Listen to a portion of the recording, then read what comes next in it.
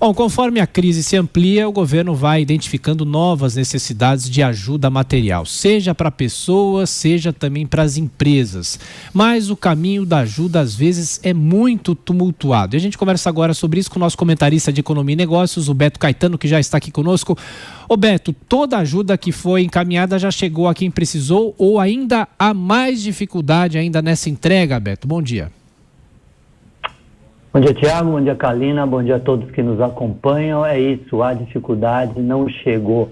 E nós acabamos de ver mais uma confusão no governo em relação à ajuda aos mais necessitados, né? As pessoas informais e que têm micronegócios, aqueles que estão esperando o auxílio de R$600 por mês. Durante esta semana, o ministro Onyx Lorenzoni, da Cidadania, ele havia dito que o governo ia antecipar a segunda parcela do auxílio mensal de R$600. O benefício é previsto para durar 3 meses, né? E mais de 33 milhões de pessoas já receberam. Mas ontem o presidente Bolsonaro disse que o ministro Lorenzoni prometeu isso sem ter autorização. E o chefe da Controladoria Geral da União veio a público e declarou uma coisa óbvia, né? Que é melhor antes fazer o pagamento da primeira parcela a todos. Ainda falta pagar, está sendo processado aí o pagamento de 12 milhões de pessoas já cadastradas, fora os que ainda não conseguiram se inscrever para receber ajuda, né? O fato é que há muita gente que não está conseguindo se cadastrar, porque há relatos aí de sistema da Caixa de telefonia sobrecarregado, site às vezes encontrado fora do ar. E realmente o programa, por um lado, ele foi um sucesso, né? 46 milhões de pessoas, segundo os dados oficiais, já conseguiram se cadastrar, mas esse sucesso cria o problema do atendimento. A estrutura técnica não está se mostrando suficiente. E há também muita gente que cometeu erros e não conseguiu completar o cadastro. Então o governo decidiu que vai fazer um recadastramento e também uma atualização do aplicativo para facilitar o preenchimento. Ô Beto, e há previsão de mais medidas do governo federal para ajudar quem precisa? Kalina, à medida que a crise vai se alastrando e mostrando os efeitos aí na economia, estamos falando então do campo da economia, os gritos de socorro se multiplicam, né? E o governo vai respondendo com novas medidas. O jornal Folha de São Paulo, nesta semana, apresentou uma lista, um levantamento de 67 providências que o governo federal já tomou.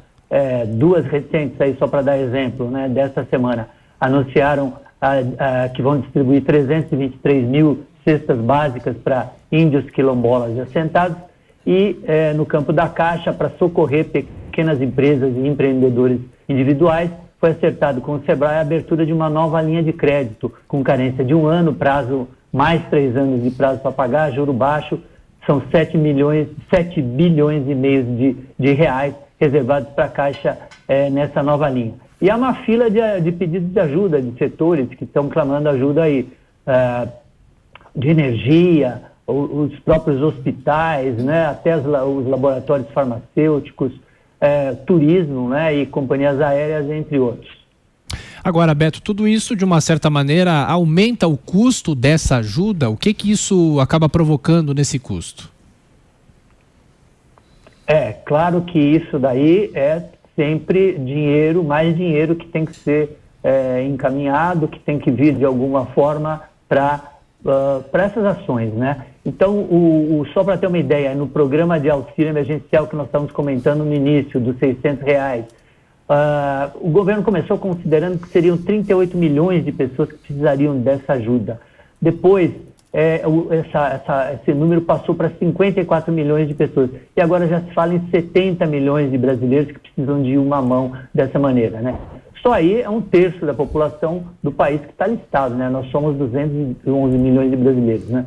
E muitas vezes é uma ajuda que não a maioria das vezes é uma ajuda que é para uma família, né?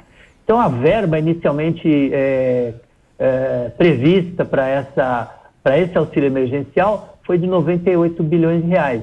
Depois ela foi recalculada para 135 bilhões de reais em 3 meses, né?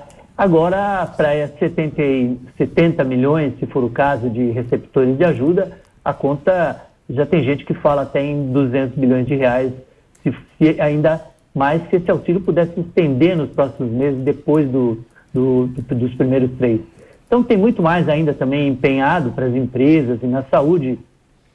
E é um fato, essa conta é uma conta em aberto e crescente, né? É lógico que a gente sabe que é uma conta necessária, né? Que o país vai ter que pagar nos próximos anos, mas o importante é que esse dinheiro seja liberado para quem de fato precisa, quer dizer, os controles precisam ser feitos rigorosamente e que o dinheiro, no fim, seja bem aplicado pelos beneficiados. Por exemplo, no caso das empresas, que seja para preservar empregos. Bom, Beto Caetano, nosso comentarista de Economia e Negócios. Mais uma vez, Beto, bom trabalho para você. Você volta ao longo da programação aqui da Jovem Pan. Até mais tarde.